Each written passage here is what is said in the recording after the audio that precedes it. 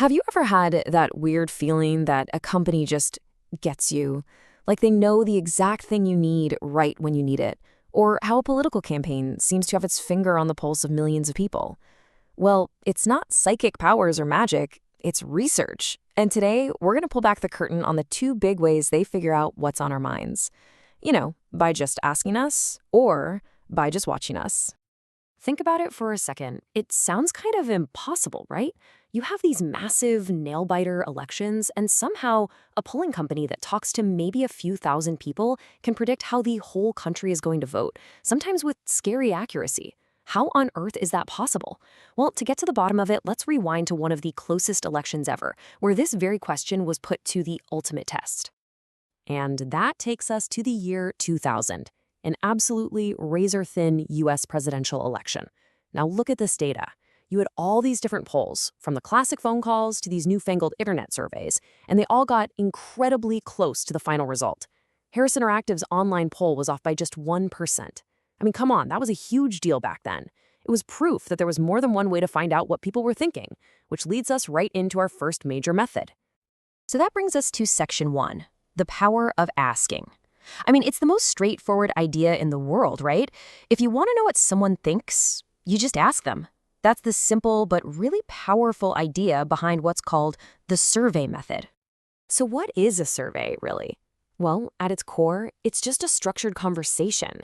It's a specific set of questions that researchers give to a carefully chosen slice of the population to get a snapshot of what the whole group is thinking.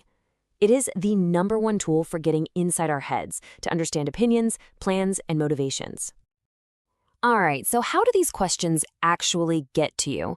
Well, it usually happens in one of the 4 ways you see right here. They can call you on the phone, talk to you in person, send something through the good old-fashioned mail, or, of course, hit you up electronically.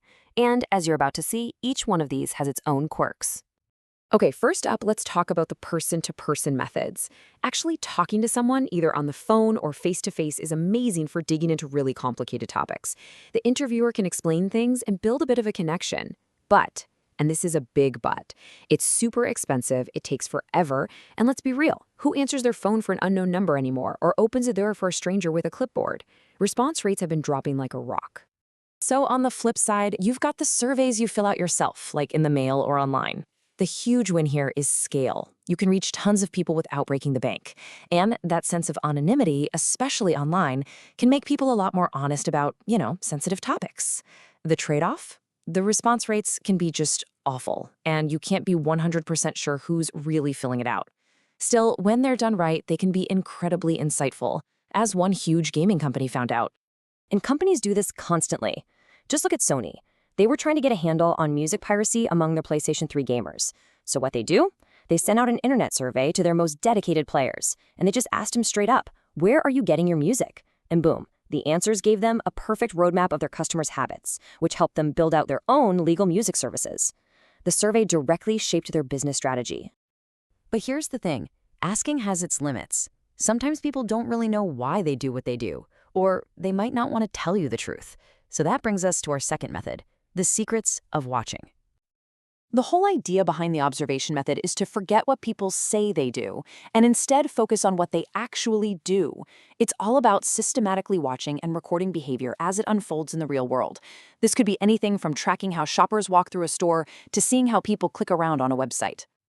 And as you can see from this breakdown, there are a bunch of ways to pull this off. You can have a real person doing the watching, or you can use a machine to do the tracking for you. Let's dig into those 2 main approaches, personal and mechanical. Personal observation is, well, exactly what it sounds like. Back when Canon wanted to understand the American camera market, they literally sent their managers to just stand in camera stores and watch how customers acted, what they asked, how they talked to the staff. Then you've got mechanical observation, which uses tech. Think about the scanner at the grocery store checkout.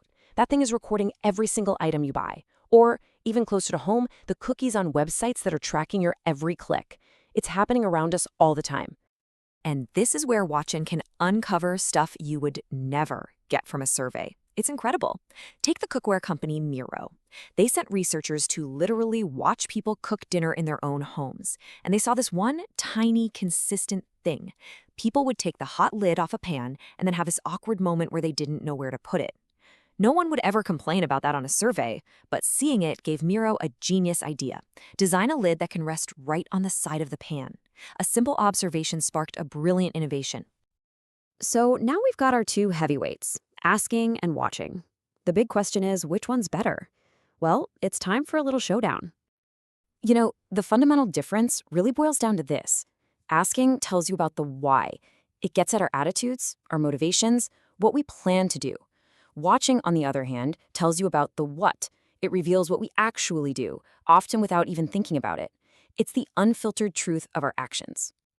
And this table really lays out the trade-offs. Let's start with bias. With surveys, there's always a risk. People might lie to sound good, or maybe they just don't remember correctly. With observation, the bias is super low. It's just a recording of what happened. But, and this is key, if you absolutely need to know why someone did something, you have to ask them. Observation can't read minds. So you see, there's no single best method. It totally depends on what you're trying to figure out. So the real secret weapon here isn't choosing one or the other. The smartest researchers use them together. They combine them. For instance, the National Cattlemen's Beef Association started by using scanners and observers to see what cuts of beef people were actually buying. That's the what. Then they went up to those same shoppers right there in the store and asked them why they chose that specific cut. That's the why. They got the complete picture.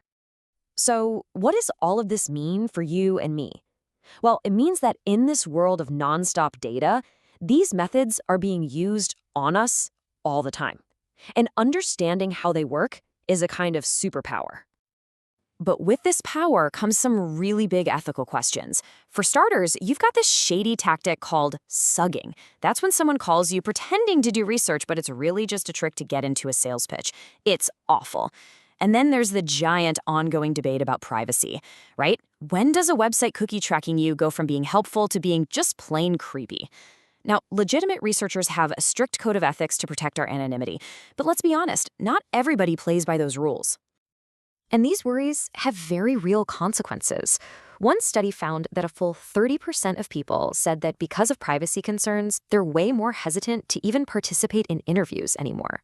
And that growing distrust makes it harder for everyone to get good, accurate information. Which leaves us with one last really important question to chew on. We all like it when products are designed better for us and when services seem to understand what we want. But getting there means we are constantly being asked and constantly being watched. So I'll leave you with this. In your own life, where do you draw the line between a helpful insight and an unwelcome intrusion?